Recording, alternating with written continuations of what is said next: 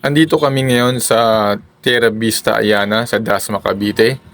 While waiting for our clients, naglibot-libot muna kami. Tinignan namin yung mga sample renovation ng mga Jasmine single attach like this one. Napakasimple lang nun, ano? Simple lang yung bakod. So yan yung mga yan. May mga nakatira na dyan. Halos lahat yan sold out na. Ito itong nakikita natin ngayon, napakaganda ng extension niya sa gilid, no? Itong carport na to, good for 2. Kaya lang ginawa ng may-ari dyan, hinati niya.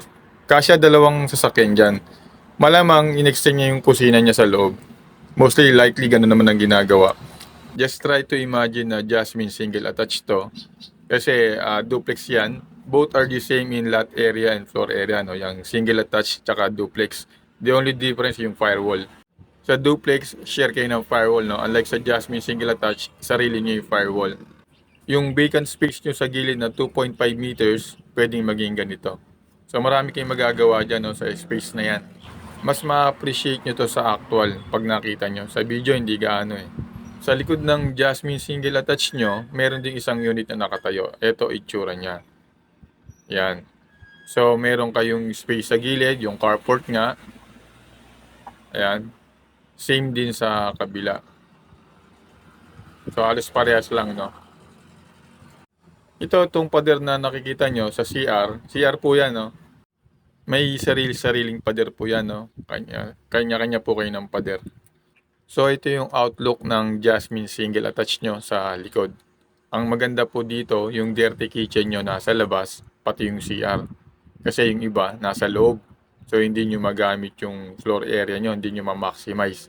So yan ang kagandahan po ng Jasmine single attached natin, no?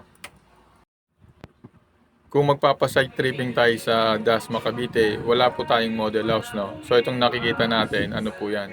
May-ari na po yan. Nakisuyo lang tayo na ma-videoan para makita nyo po yung itsura sa loob.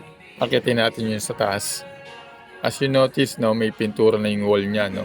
Sa turnover, wala po siya. Smooth finish cement po siya, ready to paint na. So yan, ang taas ng roofing niya, no? So, ang kagandahan dito sa single attach na to, pag nagkisami ka, mataas din, so hindi mainit. Baba na tayo.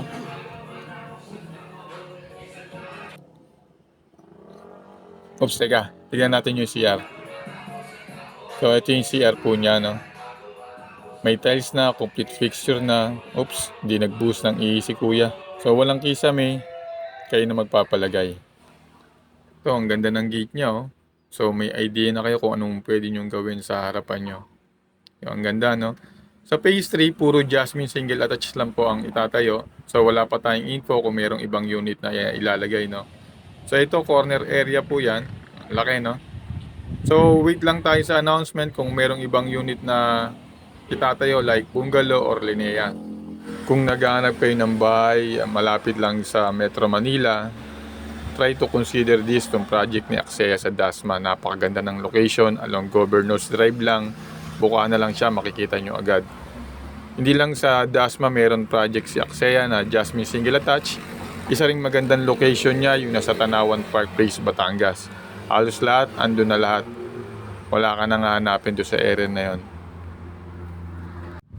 To know more about the project locations of Aksaya Development Corporation and details about the house, the units, just send us a message. Tripping tayo, schedule natin.